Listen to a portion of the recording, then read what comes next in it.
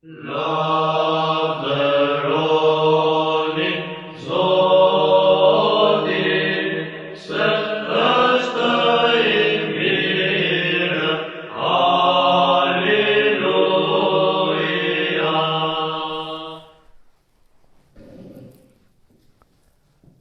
Tema që do të bëjmë sot ka lidhje me rolin e nënës në edukimin shpirtëror të fëmijës.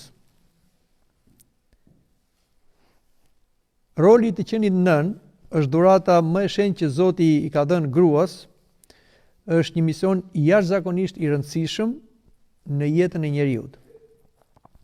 Sepse që nga momenti I lindjes, madje edhe përpara lindjes, fëmia mëson prej nënës të dashuroj, të besoj dhe të ndjej nëpërmjet asaj. Ajo është mësuesja e parë e shpirtit, si thonë dhe etrit e kishës, dhe nga jeta e saj varet shpesh rruga që do ndjek fëmia drejt dritës së Zotit ose drejt errësirës së botës. Por, le të shikojmë në shkrimin e shenjtë raste se si gra të shenjta u bën nëna të shenjta po ashtu dhe ndikuan tek fëmijët e tyre dhe nxorën njerëz të mëdhenj që I shërbyen Perëndis dhe njerëzimit. Shkrimi I shenjtë na afron shumë nga këto gra të bekuara, këto nëna të shenjta. Për shembull, le të flasim për nënën e profetit Mojsi, Jokobeda, që na flitet tek libri I Eksodit. Kur faraoni urdhëroi vrasjen e foshnjave, nëna e Mojsiut, Jokobeda, lindi Mojsiun I cili ishte I veçantë nga fëmijët, ishte shumë I bukur. Kjo ishte një shenjë që Perëndia I kishte dhënë asaj që mos ta dorëzonte fëmin tek egjiptasit për ta vrarë, siç bënin dhe nëna të tjera, por ajo me shumë guxim e ruajti djalin e saj, madje e futi në një shport të lyer me serr dhe e hodhi në lumin e Nilit, duke besuar në providencën hyjnore. Por providenca hyjnore nuk e braktisi këtë fëmijë që u mbrojt nga nëna e tij dhe ishte motra e faraonit që birësoi foshnjën e gjetur në lum, që ia vuri emrin Mojsi, që do thotë nxjerr nga ujë, por ajo kërkoi nga motra e Mojsiut që shoqëronte foshnjën në lum që të gjente një dado. Dhe vajza e çoi nënën e Mojsiut tek motra e faraonit dhe ajo e mori djalin e saj, e mendi me gjendjen e saj derisa I u rrit dhe ja çoi përsëri faraonit. Pra, shikoni çfarë shembulli na dha nëna e Mojsiut. Edhe përballë një rreziku të madh, që ishte në atë kohë që çdo grua do të dorëzonte djalin e saj tek autoritetet, ajo u përball me rrezikun. Ndjenja e saj amësore ishte shumë e lartë. Dhe aq më tepër, kjo ndjenjë amësore u bashkua me besimin në providencën hyjnore dhe bëri që fëmia e saj jo vetëm të shpëtoi, po të bëhet I malli shën Mojsi, profeti që nxori popullin e Izraelit nga skllavëria e Egjiptit. Ja të flasim për një tjetër shembull të një grue të bekuar që u bën nën, Ana, që është nëna e profetit Samuel. Në fillim ajo ishte një grua shterb, ajo nuk kishte fëmijë, por ju lut Zotit në tempull dhe I tha që Perëndia t'ia largoi këtë turp dhe t'i japi një fëmijë dhe ajo do t'ia përkushtoj Zotit. Dhe vërtet Perëndia dëgjoi e lutjen e kësaj gruaje dhe I dhuroi një djalë që e vueri emrin Samuel. Dhe ajo e dorëzoi dhe përkushtoi djalin e saj në tempull.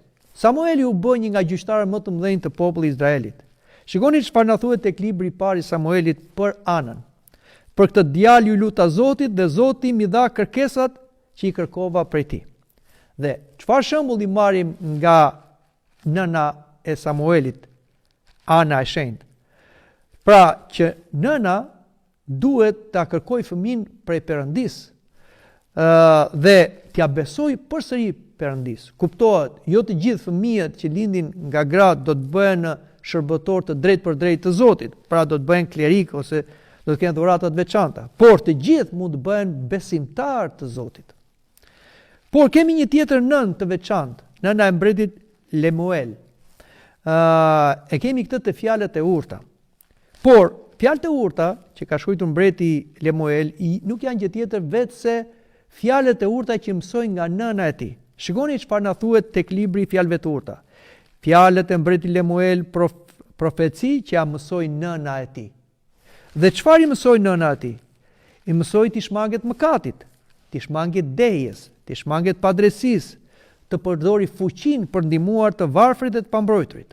Pra, nga ky shembull marrim një mësim, gratë, nënat, ato duhet jenë udhërfyese morale të fëmijëve të tyre. Kemi një tjetër shembull, e kemi në Dhjatën e Re. Nëna e apostull Timothe, Eunika dhe gjyshja e tij Loida. Shën Pavli shkruan në letrën drejtuar Timotheut: Më kujtohet besimi i sinqert që është në ty, të cilën më parë ishe në gjyshen tënde Loida dhe në nënën tënde Eunika. Këto gra pra kishin rritur pra nipin dhe djalin, pra gjyshja dhe vajza kishte rritur djalin Timothej, i cili u bë një bashkëpunëtor i apostull Pavlit. Dhe këtu marrim një shembull tjetër. Edukimi fetar i fëmijëve fillon nga familja, tek nëna, tek gjyshja, të cilat kanë një afrimitet me fëmijët, sidomos kur janë të vegjël, që i përkujdesen jo vetëm për mirëritjen e tyre fizike dhe mendore, por mbi të gjitha për atë shpirtërore.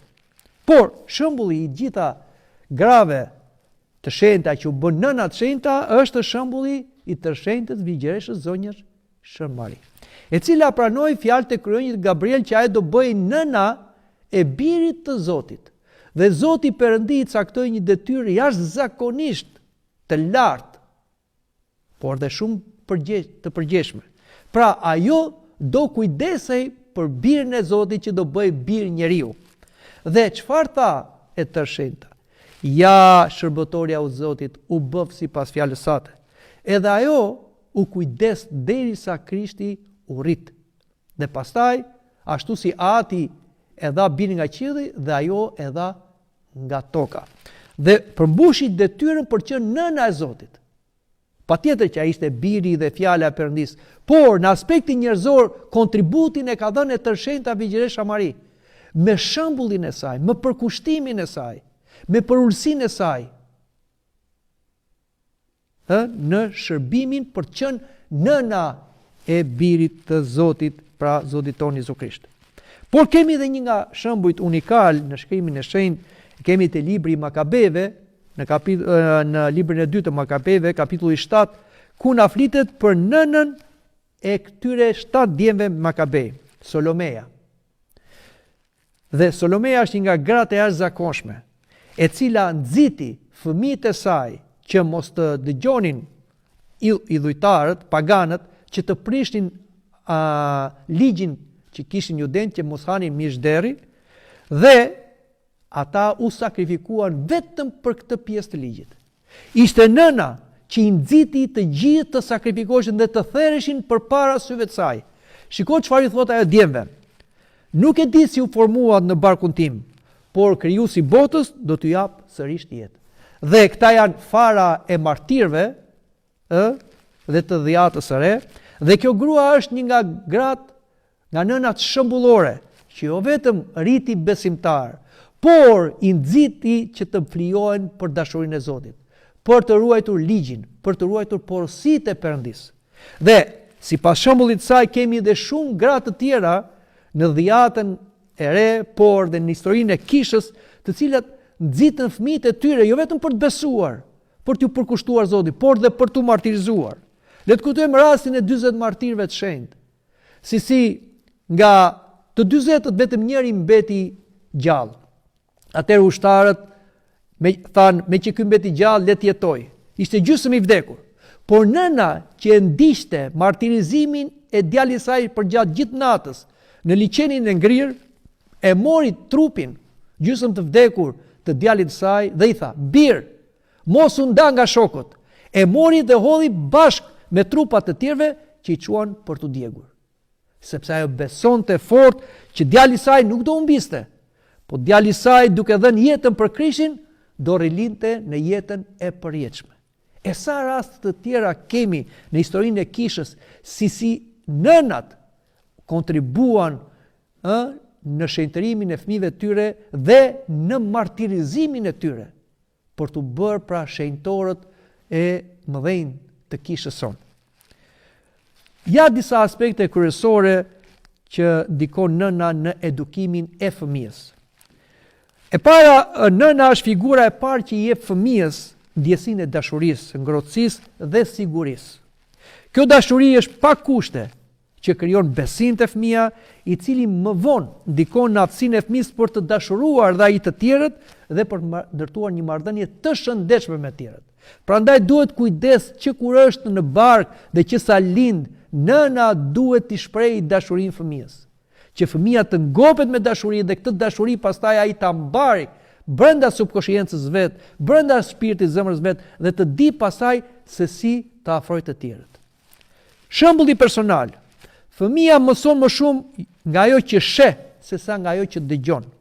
Nëse nëna është e butë, e duruar dhe e ndershme, fëmia do të përthirret këto vlera natyrshëm që i ka nëna.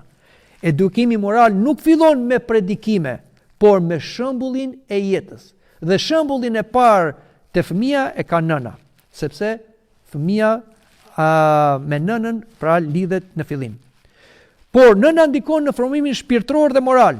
Në traditën ortodokse, siç thash, kemi shumë raste që janë nënat të cilat ato ndikuan në mirëritjen, jo vetëm trupore dhe mendore, por shpirtërore të fëmijëve të tyre.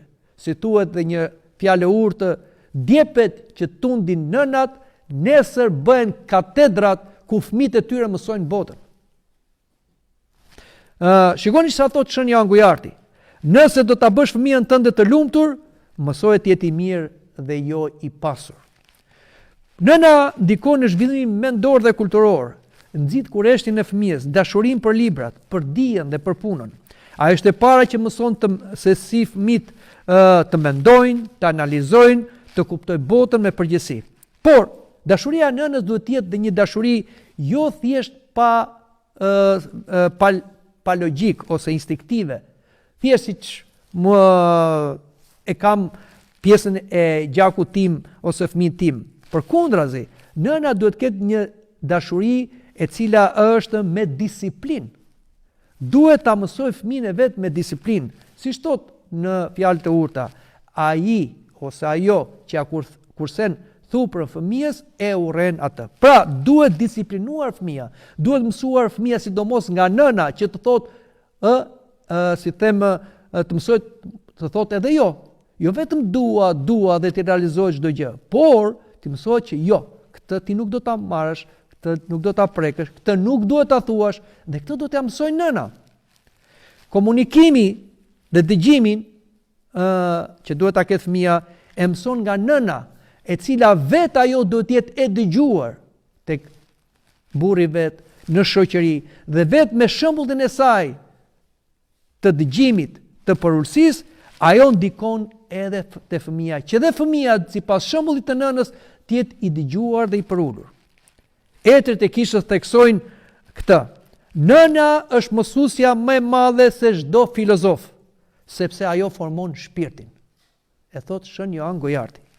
Shën Vasili i Madh thot, nëse nëna nuk e mëson fëmijën me frikën e Zotit, ajo e bën atë rob të pasioneve. Shën Porfir Kafsov Kaliviti, një shenjtori i kohëve, thot, nëse nëna është e qetë dhe lutet, fëmijët marrin paqe. Nëse ajo është e shqetësuar dhe zemërohet, fëmijët marrin trazim shpirtëror. Bibla, përveç se na mëson për shembujt e nënave që ndikuan pozitivisht e fëmijët e tyre dhe Perëndia bekoi frutin e tyre, pra tregoi shenjtor të mëdhenj siç edhe i përmendëm, si në dhjetën e vjetër, po ashtu edhe në dhjetën e re, siç edhe nderojmë në datën 30 janar në 3 hierarkat e madh, Shën Vasilin, Shën Grigor, Shën Joan Gojarti, po duhet dini se edhe në natyre janë 3 shenjtore të mëdha. Dhe ishte kontributi i nënave tyre, nëse ne lexojmë jetën e këtyre 3 shenjtorëve, që ata u bën të tillë. Por fatkeqësisht kemi edhe raste të nënave, të cilat nuk e bën mirë rolin e tyre si nëna dhe ndikuan negativisht tek fëmijët e tyre që rriten mëkatar dhe rriten njerëz që bën mëkate të rënda jo vetëm kundaj vetes, por edhe ndaj tjerëve, ndaj shoqërisë. Në Shkrimin e Shenjtë na thuhet dhe rasti i këtyre nënave që ndikuan negativisht. Për shembull, kemi Rebeka, nëna e Jakobit dhe Ezaut. Rebeka vërtet ishte një besimtare, por Rebeka deshte më shumë Jakobin se Ezaun, sepse edhe Jakobi ishte i bindur kurse Ezau ishte rebel dhe mëkatar. Por prapa ajo bëri një gabim. Ajo gënjeu ose mësoi djalin e vet Jakobin të gënjej që të marri uratën nga babai i vet Isaku. Dhe nga kjo, siç e dim dhe historinë, atëre u prish misia ndërmjet vëllezërve, Jakobi u largua nga shtëpia dhe Rebeka mbeti gjithkohon e plagosur. Që do të thotë? Dashuria e nënës mund të bëhet e rrezikshme kur ajo nuk është e njëllojt për fëmijët e vet. Kur ajo dallon fëmijët e vet. Dhe dashuria pa të vërtetën e shkatron fëmijën. Por kemi edhe nëna shumë të liga, fatkeqësisht, për shembull nëna e Haziaut dhe Atilës, e kemi te libri i mbretërve, kjo është Jezebela. Jezebela mbahet një nga mbretëreshat më negative në dhjatën e vjetër, ajo që vrau profetët, kërkon të vriste edhe profetin Ilia. Por djali i saj, Aziau, bëri gjëra të liga përpara Zotit, ashtu si babai vet, por çfarë na thuhet te libri i kronikave? Nëna e tij e këshillonte të bënte të keqen. Pra, ai e mori këtë të keqen nga nëna e tij. Nëna e mbretit Roboam është biri i Solomonit. Edhe ai bëri të keqen para Zotit. Lejoi idhujtarinë në Izrael. Madje në kohën e tij Izraeli u nda për dysh, pra i veriut dhe i jugut, ose Judea dhe Izraeli. Biblia na tregon se nëna e tij, Naama, ishte një amonitase, pra jo një jude, pra Roboami ishte martuar me gra jo judease, ashtu si dhe babai vet, që kishte shumë gra, dhe kjo bëri që nëna e tij, pra, të ndikonte te Roboami që ai të adhuronte idhujt. Duke parë nënën e vet që adhuronte idhujt, adhuroi dhe ai idhujt dhe e solli idhujtarin brenda Izraelit duke sjell fatkeqësi Izraelit. Pra, kush është mësimi? Kur nëna nuk jeton sipas besimit të vërtet, ajo mbjell në fëmijët dashurinë për gjërat e botës, jo për Zotin, idhujtarin në vend të Perëndis. Nëna e mbretit Manase. Manase është një nga mbretit më të ligjë të Judes. Por fatmirësisht ai u pendua në fund, madje kemi edhe lutjen e pendesës të Manaseut, siç e themi edhe në pasdarkën e madhe gjatë kohës së kreshme të mëdha. Nëna e tij, Efsiva, megjithëse përmendet vetëm me emër, ajo ishte indiferente për edukimin e Manaseut. Dhe çfarë do të thotë? Nënat që janë indiferente, nuk interesohen për fëmijët e tyre, patjetër janë bashkë përgjegjëse për humbjen e tyre shpirtërore. Por kemi dhe një rast në dhjatën e re të një gruaje të dëgjuar, Solomeja, që ishte nëna e Jakobit dhe Joanit, që ishin edhe apostujt. Çfarë bëri ajo? Ajo duke shfrytzuar afrimitetin me Zotin Jezu Krisht, që ishte rritur në familjen e Josifit, Solomeja ishte bia e Josifit, ajo i kërkoi Zotit Krisht një nder, pra në farë mënyrë një lloj karriere për fëmijët e saj, kërkoi që bijtë e saj të uleshin në të djathtë në majtë të Jesujit, sepse ai mendonte se Jesusi ishte Mesia dhe do sillte mbretërinë tek Izraeli. Një koncept që kishin judenjtë. Por Krishti e qortoi me butësi dhe duke i thënë, ju nuk dini çfarë kërkoni, sepse këto vende nuk janë thjesht vende që merren padrejtisht, po janë vende që përfitojnë nga shërbesa dhe vuajtja. Pra, nëna besimtare mund gaboj, edhe kur kërkon për fëmijët e saj lavdi toksore në vend të përulësisë shpirtërore. Pra, jo vetëm nënat e liga gabojnë, por dhe besimtarët gabojnë. Shikoni çfarë thotë Shën Nektari i Egjenës. Në duart e nënës qëndron fillimi i shpëtimit ose e humbjes së shpirtit të fëmijës. Pra, ashtu si dhe Bibla dhe etrit e kishës paralajmërojnë se nëna duhet të udhëheqë fëmijët drejt dritës ose fatkeqësisht drejt errësirës, në varësi të jetës së saj shpirtërore dhe shembullit që jep. Shën Porfir Kafsokaliviti na thot këto fjalë. Nëna që nuk lutet për fëmijën, i lë hapësirë forcave të këqija që ndikojnë mbi të. Pra, detyra e nënës përveç mirë edukimin është dhe lutja. Zoti lutjen e parë që dëgjon në shtëpi, që shtëpia ka atë si them formën e kishës, është një kishë e vogël thotë Shën Joan Gujarti, lutja e parë që dëgjon Zoti është lutja e nënës. Pra, që lutet për fëmijët e vet, por dhe gruas që lutet për burrin. Pra, nëna ka detyrë jo vetëm të shërbej dhe të mirë edukoj, por të lutet. Është detyrë. Nëse një nën dështon në lutje, ajo nuk mund të bëj dot asgjë. Shën Joan Gujarti na thot, nëna që i flet keq ose e poshtron fëmijën, e vret shpirtërisht atë çdo ditë. Pra duhet të ketë kujdes nëna se si i drejtohet fëmisë vet. Nuk është pronare. Ndonjëherë neve prindrit harrojmë se fëmijët tanë nuk janë pronarë. Vërtet ne i sollëm në jetë, por ne jemi menaxher. Zotruesi i vërtet i fëmijëve tanë është Perëndia. Prandaj duhet mirë kuptohet roli që ka prindi. Prindi asnjëherë nuk është një zotëri. Prindi është një menaxher dhe duhet ta bëjë atë menaxhim sipas vullnetit hynor. Shën Paisi Malit Shenjta thotë, nëse nëna është nervoze dhe e paduruar, edhe fëmijët do të bëhen të tillë. Fëmia nuk mëson nga fjalët, por nga atmosfera që ajo krijon, pra në familje. Nëna që nuk vendos kufi, pra dashuri pa drejtësi, ajo nuk është dashuri e vërtetë. Një nën që lejon fëmijën të bëjë gjithçka që dëshiron për të mos e mërzitur, rrit një njerëz të papërgjegjshëm më vonë. Nëna, e tham dhe përsërisim, që nuk lutet për fëmijën, humbet bekimin hynor. Shikoni çfarë thon Etrit. Fëmia janë pasqyrë e lutjes së nënës, thot Shën Nektari Egjenis. Nëna që haron Zotin, humbet dhe fëmijën. Po nëna që jeton me Zotin shpëton edhe veten, edhe fëmijën e saj, përsëri na thot Shën Nektari. Ai thoshte edhe këto fjalë. Nëna që përgojon, që nuk lutet dhe që nuk fal, mëson fëmijën të urrejë. Shembujt nga Etrit e Shenjtë në lidhje me raste se si gratë që bën nëna erdhen tek ata dhe u ankuan për fëmijët e tyre. Tek Shën Paisa Gjoriti na tregohet një rast se si vjen një grua e cila nuk interesoi për fëmijën e vet. Interesoi thjesht që fëmia e saj të fitonte famë në botë. Por një ditë kjo nën, duke mos i vënë re edhe qortimeve të Shën Paisit, erdhi e mërzitur, e hutuar dhe tha fëmia ma humbi rrugën. Pra mbajtin rrugë keqe. Çfarë i tha Shën Paisi?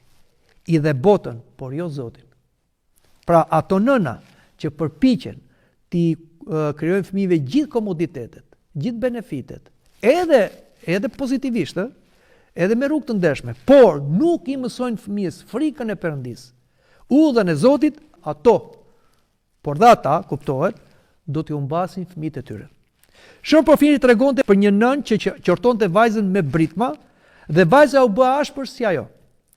Ai tha, ndrysho ti dhe vajza do të ndryshoj. Pra, tham që fëmia imiton. Etrit e Shenjtë shohin nënën si shkollën e parë të shenjtërisë, ose shkollën e parë të mëkatit, në varësi të jetës saj. Ajo që lutet, fal dhe rrit me porosinë ndriçon breza të tërë. Ajo që jeton pa Zot erëson shpirtin e fëmijës. Shën Paisi Malit Shenjtë na thot, nëse shpëton nënën, shpëton fëmijët. Nëse humbet nëna, humbet dhe shtëpia. A kuptoni çfarë roli të madh ka gruaja që bëhet nën në shtëpi? Por le të flasim edhe për diçka tjetër që fatkeqësisht sot bota e përballon, dhe kur flas për bota, flas për familjen. Për rolin që ka gruaja në shoqëri, që ne jemi mësuar, sidomos në kohën e ateizmit, komunizmit, por edhe tani në kapitalizëm, përsëri gruaja tashmë shikohet si një forcë e madhe produktive për të dalë jashtë shtëpisë në rrugë që të prodhojë të mira materiale, të bëjë, të mësoj profesione, të konkurrojë burrin e saj, jo vetëm në profesione, por dhe në qeverisje, dhe të mos ketë dallim ndërmjet burrit edhe gruas. Por çfarë ka ndodhur? Sot është impakti. Nxjerrja e grave nga shtëpia dhe puna e detyruar që u bë grua sepse burrit i ul rroga. Dhe lëvizja feministe që filloi në fillim Bashkimi Sovjetik dhe pastaj u prap si një virus në gjithë vendet socialiste, komuniste, ateiste dhe pastaj në perëndim, vërtet e nxorën gruan nga shtëpia dhe u bë në thonjza e barabartë me burrin, sa të konkurrojë dhe burrin, qeverisë dhe botën, por ajo dështoi në qeverisjen e shtëpisë dhe në edukimin e fëmijëve. Dhe sot është një brez kaq i shturur, kaq rebel, kaq pa dashuri, me kaq probleme, sepse ata u ritën pa kujdesin e nënës dhe të babait, por në mënyrë të veçantë të nënës. Sepse nëna shkoi në punë dhe fëmin e rriti çerdhja, kopshi, e rriti shoqëria. Por si mund të arrisë shoqëria fëmin tënd kur ti nuk e rrit vet? Kuptohet. Edhe kur nuk do, por dhe nuk të lën. Në dyra raste fëmia dëmtohet.